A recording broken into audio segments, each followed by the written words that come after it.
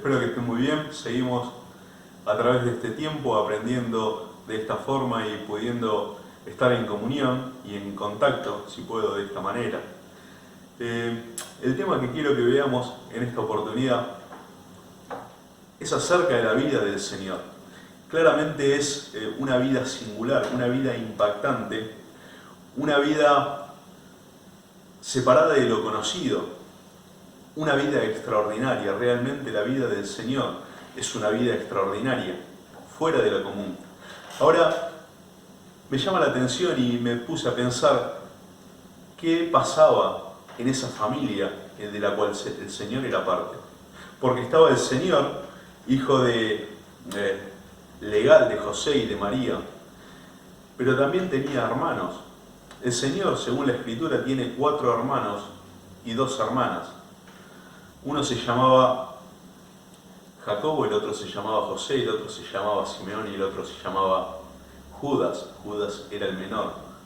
Ahora, ¿cómo sería vivir con el Señor? ¿Cómo sería vivir con alguien que tiene una vida perfecta? ¿Cómo sería vivir con alguien que desde su niñez es excelente en todo lo que hace? Alguien que jamás va a levantar la voz de una manera desmedida o desproporcionada. Alguien que no va a hablar mal de su hermano. Alguien que va a ser colaborativo en todo. Que en todo va a obedecer a sus padres, que en todo va a ser de ayuda.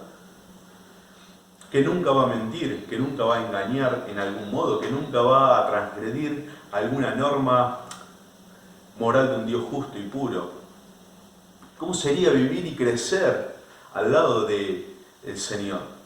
Porque así lo hicieron los hermanos de Él. ¿Cómo resultaría o qué resultaría de la vida de estos personajes y de esta familia creciendo al lado de un ser tan maravilloso, de un ser tan particular como es el Señor Jesús? ¿Qué resultaría de la vida de ellos?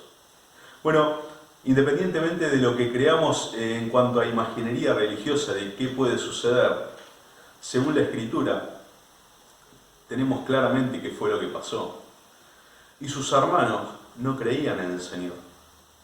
De hecho, en una ocasión ellos pensaban que estaba fuera de sí, como que el Señor estaba loco. También en Juan capítulo 7, versículo 5 dice que claramente sus hermanos no creían en Él. No creían que Él era quien Él mismo decía ser y quienes otros mismos afirmaban que Él era el Mesías, el Hijo de Dios, el enviado, el ungido de Dios. El Dios hecho hombre, Dios venido en carne. Ellos simplemente no creían. Sin embargo, el Señor siguió adelante con su ministerio y empezó su ministerio, y entre sus discípulos no estaban sus hermanos. Entre aquellos que enseñaba no estaban sus hermanos. Ahora, ellos habían convivido con Él durante 30 años y pudiendo aprender de Él, ellos tuvieron en sí mismos y crecieron y fueron criados y empezaron a desarrollarse en medio o al lado de aquel que es la luz del mundo. Y no pudieron verlo, no pudieron visualizar quién era. Quizás demasiada luz los encandiló. Era demasiado perfecto el Señor, y cuando digo demasiado no es un modo despectivo, sino que es perfecto al nivel más superlativo. Y como que ellos quizás no pudieron entender por qué tanta perfección o de dónde viene tanta perfección. Ahora, hay algo que pasa en el medio, porque Jacobo es el hermano mayor el hermano mayor de los hermanos después de nuestro Señor. Según la tradición, Jacobo tiene 2 años menos que nuestro Señor. Y después le siguen los demás. Él era la voz cantante de la familia. Él era el que hablaba y quizás el que ocupó el lugar de liderazgo luego de que su papá, José, hubiese muerto. Él era el que llevaba adelante el liderazgo de esa familia y él era el que hablaba en nombre de la familia. Cuando la expresión dice y sus hermanos no creían en él, Jacobo de seguro era el que iba al frente de esa decisión o de esa postura.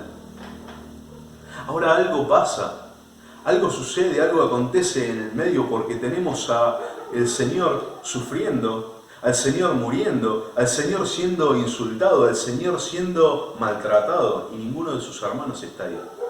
Jacobo tampoco está allí. Cuando el Señor está desarrollando su ministerio, cuando Él está sanando, cuando Él está enseñando, cuando Él está transfigurándose, mostrándose ante los discípulos, sus hermanos no están ahí.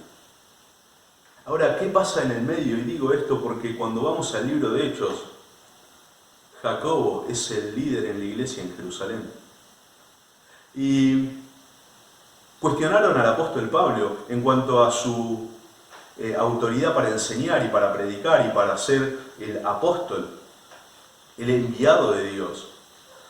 Pero jamás cuestionaron a Jacobo, a Santiago, el que tenemos que escribió la carta de Santiago es Jacobo, es el hermano del Señor. Jamás cuestionaron su autoridad, jamás cuestionaron su lugar de liderazgo en la iglesia en Jerusalén. Ahora, ¿por qué sucede esto? ¿Por qué pasa esto? Ciertamente, todos sabían quién era.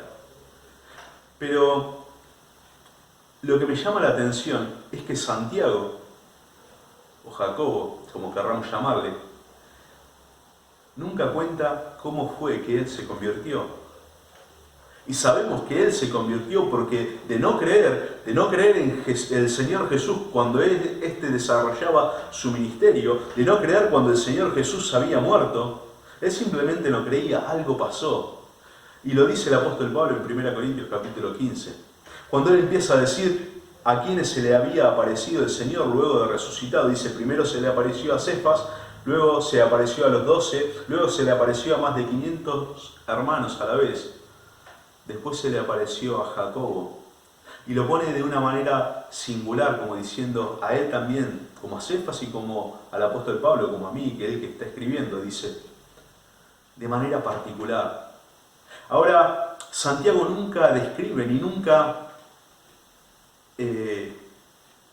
detalla cómo fue esa conversación, cómo fue su conversión, cómo fue comenzar a creer en el Señor. ¿Cómo fue comenzar a creer en su medio hermano, si puede? Porque era medio hermano de él. Él no describe eso, no detalla eso. Sin embargo, vemos que Santiago, cuando escribe la carta, su epístola, él empieza a describirse a sí mismo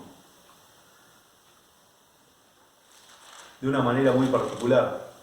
Porque dice Santiago, siervo de Dios y del Señor Jesucristo. Él simplemente podría haber dicho Santiago, apóstol de Jesucristo, porque si bien no era uno de los 12, también era apóstol.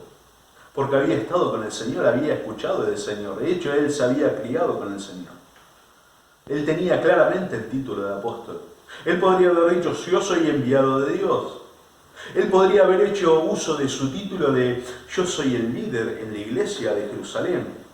Porque esta carta él la escribe después de que ya había ejercido por muchos años el liderazgo en la iglesia primitiva y en la iglesia de Jerusalén primeramente. Pero él no hace uso de su título, no hace uso de su posición, si puedo, sino que él dice, yo soy siervo de Dios y del Señor Jesucristo.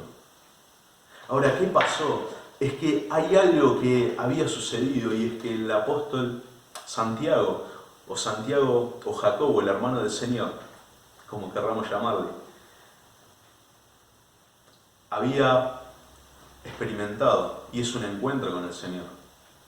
Él había conocido al Señor como antes no lo había conocido. Él vio al Señor Jesús resucitado. Y el punto es que cuando se encuentra con el Señor Jesús resucitado, a Santiago le caen todas las fichas. Le caen todas las fichas de quién el Señor en realidad es. Ahora, me llama la atención de que él no cuente y de que él no relate su conversión. Es que creo que nadie le relataría ese momento, porque debe haber llenado su corazón por mucho tiempo de tristeza, de cómo puede ser que habiéndolo tenido al lado, habiéndose criado con él, habiendo crecido con él, simplemente no lo haya visto, no haya visto cómo era, y no haya podido ver esa luz del mundo creciendo al lado de él. ¿Qué resultaría en la vida de un hombre que empieza a conocer al Señor?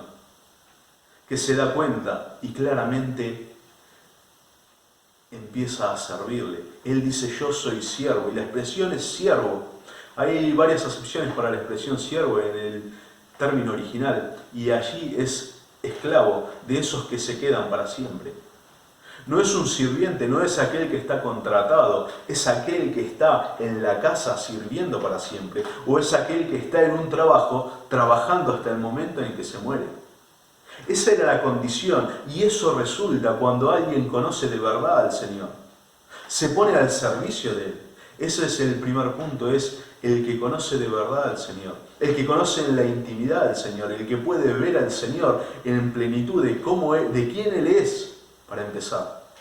Solamente resulta en una vida de entrega, en servicio a Él. Eso es lo que sucedió en Jacobo, el medio hermano del Señor. Él es el líder en la iglesia en Jerusalén, y es el líder y nadie lo cuestiona. Hay un momento en el concilio de Jerusalén donde había que definir cuestiones importantes para el comportamiento de los que iban creyendo. Y todos se ponen a hablar y cada uno da su opinión, pero al último, el que iba a tener la última palabra, era el hermano del Señor. Y fue líder de la iglesia en Jerusalén por casi 30 años, o por algo más de 30 años. Y me llama la atención cómo termina la vida de Jacobo. Porque la vida de Jacobo termina, y hay algunos que no coincidían en un momento de si él había muerto siendo despeñado, siendo tirado desde arriba, desde el pináculo del templo, o si había sido lapidado.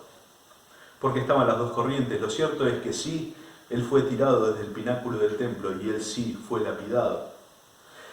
Jacobo fue llevado por los enemigos suyos y por los enemigos del Señor mismo, si puede, al mismo lugar donde el Señor fue llevado por Satanás, al pináculo del templo, a donde Satanás tentó al Señor diciéndole, tírate y van a venir los ángeles. Bueno, ahí fue llevado Jacobo y desde allí lo tiraron. Desde esa parte alta, desde esa columna donde caía, fuera de lo que era el patio del templo.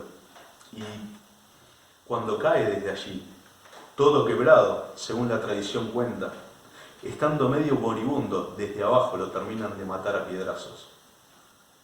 Esa es la vida, ese es el resultado de alguien que simplemente conoció al Señor y se dio cuenta de quién el Señor, de quién el Señor es para empezar. Él es el dueño, Él es el Señor. Él ni siquiera hace uso del título de hermano del Señor. Él dice, yo soy siervo de Él. Yo me voy a quedar en la obra hasta el final. Haciendo uso de aquello mismo y de ese mismo término que utiliza el apóstol Pablo para describirse como siervo del Señor Jesús. Y cuando el apóstol Pablo se refiere a que él es siervo, utiliza la expresión del remero en un barco. Pero no el remero de aquel que fue contratado, sino el remero que estaba en la parte más baja del barco.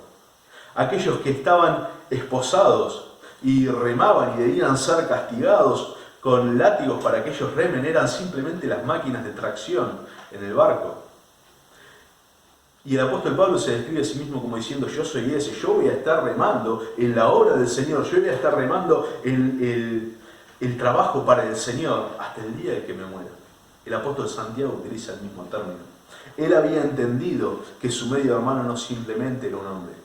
Él había entendido que su medio hermano era el Señor de él. Eso es conocer al Señor.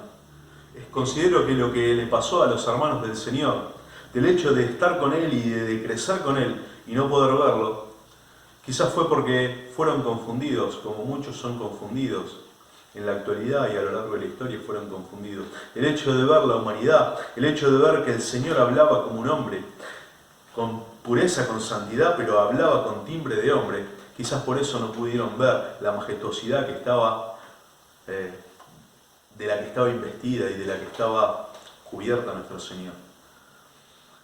Por eso quizás no pudieron ver el propósito por el cual Él se hizo hombre. Ahora, cuando se conoce al Señor, no solamente es esa entrega total que vemos en Jacobo, el hermano del Señor, sino que así también le siguieron los otros hermanos. Según la tradición, es el tercer hermano el que toma la posta de la iglesia en Jerusalén. Los discípulos fueron esparcidos para predicar el Evangelio por todo lugar, pero los hermanos del Señor son aquellos que se quedan en Jerusalén y están al frente y al mando de la obra en ese lugar. Ahora, hay un personaje que también me llama la atención y es el hermano menor, el más chico de la casa, quizás de la familia del Señor, y es Judas, el que escribe la carta de Judas antes de Apocalipsis. Ahora, ¿cómo te definís a vos mismo cuando sos el medio hermano del Rey de Reyes? ¿Cómo te definís a vos mismo cuando sos el medio hermano del Señor de Señores? Y él se define a sí mismo, igual que como se definió su hermano Jacobo. Y él podría haber dicho también, yo soy hermano de Jesús y valía. Él podría haber dicho, yo soy apóstol y también valía. Él podría haber dicho, yo soy enviado de parte de Dios y también valía. Sin embargo, él dice, yo soy hermano de Jacobo. Lo que hace Judas es poner al Señor por encima. Es como decir, hermano mío, hermano, es Jacobo. El Señor está a otro nivel. Él está por encima. Él simplemente es un título del cual no puedo alegar ese título.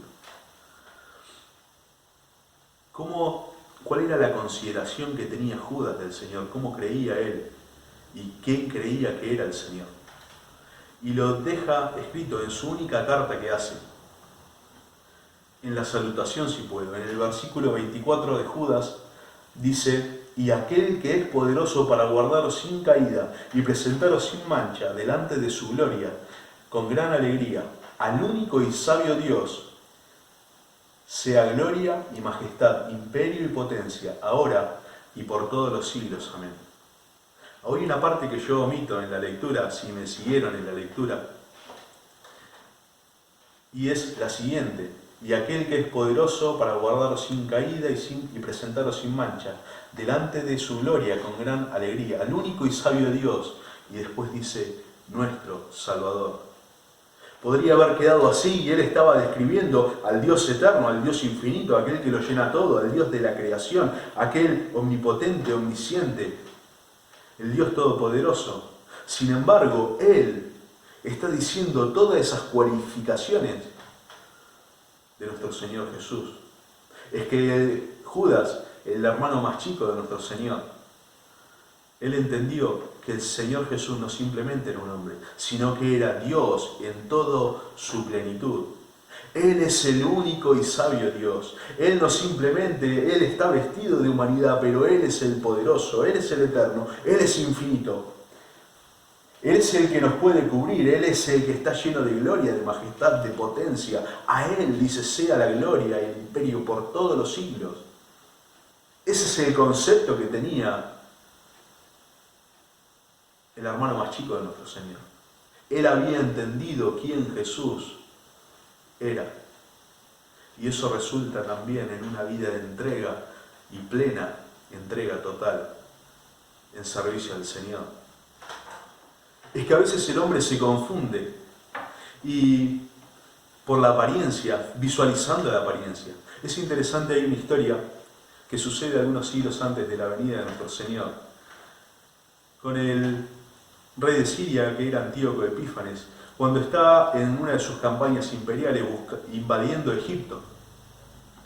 Y Roma ve que Antíoco estaba invadiendo Egipto y dice, lo que le queda es avanzar sobre Roma, sobre nosotros. Entonces dice, ¿qué haremos? Y alguien en el consejo dijo, hay que enviar a Pompilio. ¿Quién era Pompilio? Era un embajador, era un hombre anciano que necesitaba de un bastón para moverse. Y lo enviaron a él a que visitase y a que fuese a encontrarse con Antíoco Epífanes. Y él va hasta la puerta de Egipto, cuando Antíoco estaba saliendo con su ejército, con la sangre entre sus dientes, si puedo, de los egipcios. Y él estaba allí y lo primero que Antíoco cuando lo ve le dice es, ¿qué estás haciendo? Como diciendo, ¿no te das cuenta? en la condición en la que estás, vos sos enemigo nuestro, ¿qué estás haciendo? Y lo que Pompilio dice es, vengo a decirle que simplemente desista de avanzar sobre Roma. A lo que Antíoco dice, ok, lo voy a pensar. Pompilio, entendiendo qué significaba lo voy a pensar en boca de Antíoco, dice ok, y agarra su bastón y da vuelta alrededor de Antíoco, marcando un círculo en la tierra, y dice, pensalo, pero tené tu decisión para cuando salgas de este círculo. Entonces Antíoco entiende la seriedad de la cuestión. Y entiende que si bien Pompilio estaba solo, Pompilio no tenía ni siquiera una guardia personal, él sabía que detrás de él estaba todo el poder y todo el ejército de Roma. Él no iba a confundirse con lo que simplemente estaba viendo allí. Entonces él dice, listo, me voy a casa. Y desistió de avanzar sobre Roma. El Señor vino a ofrecer los términos de paz para que creamos en Él. Pero el Señor está con todo el aval de un Dios poderoso, de un Dios majestuoso, de un Dios de justicia, de un Dios de amor, de un Dios de poder.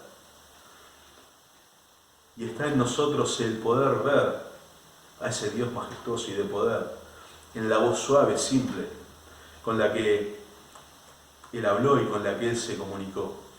Porque cuando Él venga después, cuando Él venga la próxima vez, será muy distinto. Creo que muchos no lo van a reconocer. Él vendrá de una manera majestuosa, de una manera gloriosa, de una manera realmente impactante para todo ojo. Pero será el mismo Señor que en este tiempo de gracia ofrece ser nuestro Dios, y Él quiere que nosotros seamos hijos suyos, y quiere que podamos vivir una vida en consonancia con Él, una vida plena con Él, una vida de servicio. Y cuando hablo de servicio no hablo de una actividad puntual, sino una vida en el que podamos ser útiles todo el tiempo para Él, en todo lugar, en todo aspecto, en toda materia, en todo ámbito de nuestra vida. Que podamos honrar al Señor, que podamos alabar al Señor, que podamos adorar al Señor todo el tiempo, entendiendo que Él es el dueño para empezar y de que Él es el único y sabio Dios. Los dejo y que tengan buena noche.